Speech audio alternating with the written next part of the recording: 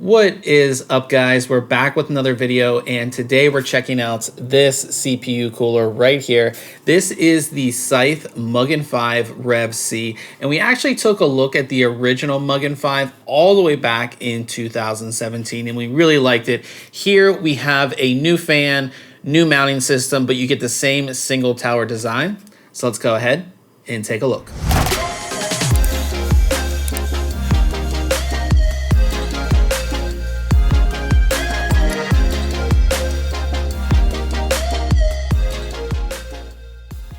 Taking a first look at the Mugen 5 rev.c, it actually has the same overall design as the original Mugen 5. I'll go ahead and put the official dimensions sort of like right here. While this is not the largest cooler that we've seen, it's definitely a large cooler when it comes to, air coolers, and it weighs in at 900 grams. At the front of the cooler, we have the new Case Flex 2 PWM fan. This is a 120 millimeter fan that spins up to 1500 RPM with a max airflow of 67.62 CFM and a max noise level of 28.6 dBA. The fan is attached to the heatsink using fan clips, and each corner has rubber to cut down on vibration noise. The fan can be installed on either side of the cooler, or you can pick up a second fan for even more performance. As we look at the cooler from the side, we can see that we have a single tower design, but the tower is pretty thick. Official dimensions on the heatsink tower itself put it at 84 millimeters. We can also see that the tower is not extremely tall at only 154.5 millimeters. That means you won't run into any issues when it comes to case side panels. The heat pipes have an asymmetrical design, meaning that they angle back, which ensures that the heatsink and fan won't cover your memory slots. Looking at the back of the cooler, we can get a better look at the heatsink stack and how the heat pipes go up into the stack itself. At the top of the cooler, we can see that the top heatsink fin has the Scythe logo on it, and we can see all the heat pipes coming out of the top. If we flip the cooler over, we can get a better look at the heat pipes in the base. There are 6 nickel-plated copper heat pipes that start at the base of the cooler and go up into the heatsink in a U fashion, which is pretty standard when it comes to tower coolers. The base of the cooler is actually pretty thick, and there's actually a small heatsink built into it. Looking at the base, we have a very nice finish, although machining marks are definitely visible. We're going to be doing our installation on an Intel Z490 system, so this installation should be pretty much the same across all of Intel 1150, 1151, 1155, 1200, and 1700 sockets. The first thing you're going to do is take the Intel backplate and put it through the back of the motherboard, lining up the screws with the holes in your motherboard. By default, our backplate was set for LGA 1700, but it's easy to move the screws to set it for LGA 1200. Now go ahead and find the Intel spacers and put them on top of the screws. Now these only go in one direction, so the side with the rubber should go down onto your motherboard. Once these are installed, find the main Intel mounting bars. These are actually different than the LGA 1700 mounting bars. Attach these to each side of the CPU socket, securing them with the included thumb screws. Install the included thermal paste, remove the fan from the heatsink, and then carefully place the heatsink on top of your CPU, lining up the screws with the holes in the mounting bars. Using the included screwdriver, secure the cooler. You'll have to put the screwdriver down in the opening in the cooler to access the second screw.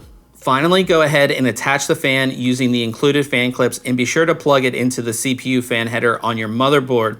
With everything installed, we can see that we have a 100% RAM clearance, so this is a great cooler if you do have RGB memory. When it comes to testing, we run 3 different tests recording both temperatures and sound levels. Our first test is our idle test, which is taken on the Windows 10 desktop. And then we have our load 1 test, which is Ada64's system stability test with just the CPU selected. And then our load 2 test is the same Ada64 system stability test with both the CPU and FPU selected. Before we jump into testing, here are the specifications of our test system.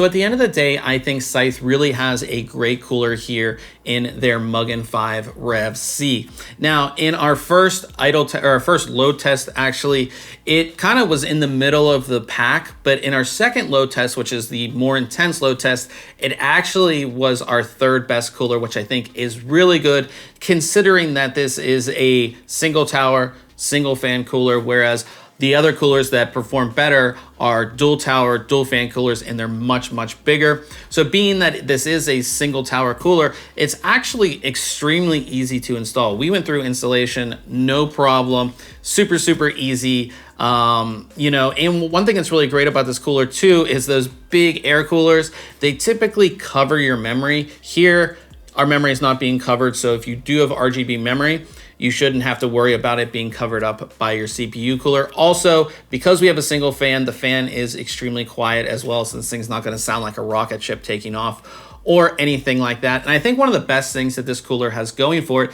is its price. Right now, it's $56.99 on Amazon, which is absolutely amazing price considering most of those high-end coolers that we've tested that beat this cooler as far as performance goes are around $100. So you're saving $50, which can go a long way to a lot of other parts in your system. So if you have any questions about this cooler, go ahead and leave it in the comment section below. And if you enjoyed this video, I would appreciate it if you hit the thumbs up. We'll see you guys in the next video.